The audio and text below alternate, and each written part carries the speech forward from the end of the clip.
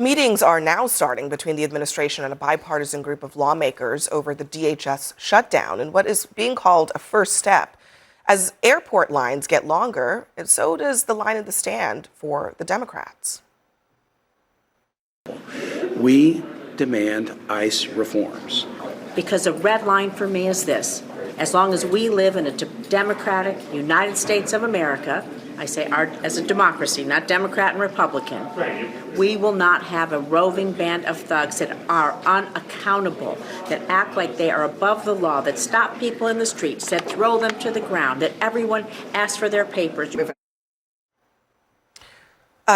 So are we going to get there? Because it seems like the Trump administration has already acknowledged that they need to make some changes. You had Mullen saying, we don't want ICE to be on front pages. We don't want them to be the story. There are a couple of body-worn cameras, masks, like enforcement activities at sensitive locations. These seem like solvable problems. Yeah, and they sent Tom Homan up to the Hill today to meet with Democrats and Republicans. I took that as a step in the right direction because Homan does have a lot of credibility, I think, with people in both parties. Now, it doesn't sound like they got there today or even got all that close, but it felt like the talks were moving in a direction that would get us to a deal. And by the way, it can't come a moment too soon. I live in airports. These poor TSA people, they've missed 2 paychecks. They're about to miss a 3rd one. They're having to call out in places. Hundreds have already quit. They have to make ends meet. They got to get other jobs. It's unconscionable what we're doing to them.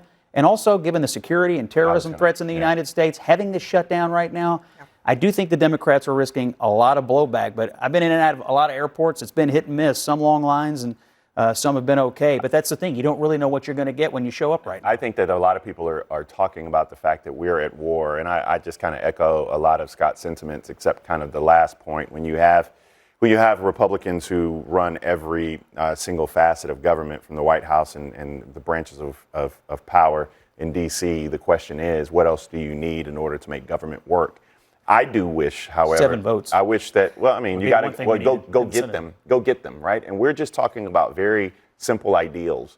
And when people say, well, why don't you just fund TSA, or why don't you just fund ICE, or ICE will be funded regardless because of the ugly bill, but why don't you just fund TSA? The response is, look, we don't want people just murdering people in the street. We don't want people wearing masks. We want you to wear badges and identification. And I think Scott's point should be heard, because now we're in a time of war and the stakes are a little bit higher. And so what's the risk and what's the calculation here? And I just think that this is when people should have elected leaders in Washington, D.C. that can sit down around a table, have some Jameson or tequila, and figure this out, because that is what the American public deserves. So reading the tea leaves, the Journal has a story tonight. Trump told his inner circle that some mass deportation policies went too far. The White House statement says nobody's changing the administration's immigration enforcement agenda.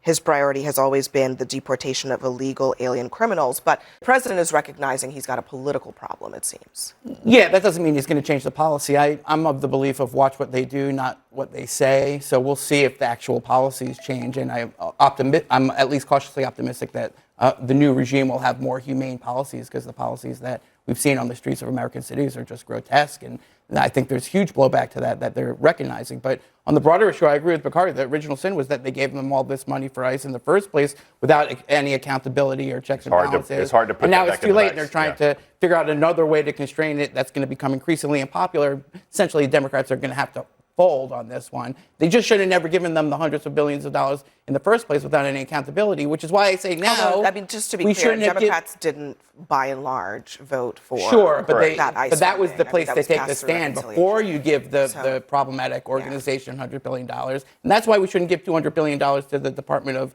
Defense or the Department of War, whatever you want to call it, without even knowing what the next war is going to be, because we should know what war we're funding before we pay for that war. Or maybe I'm just old-fashioned. Very much. Next for us, the president loves to speak candidly in the Oval Office with world leaders, and today was no exception to that. We'll be right back.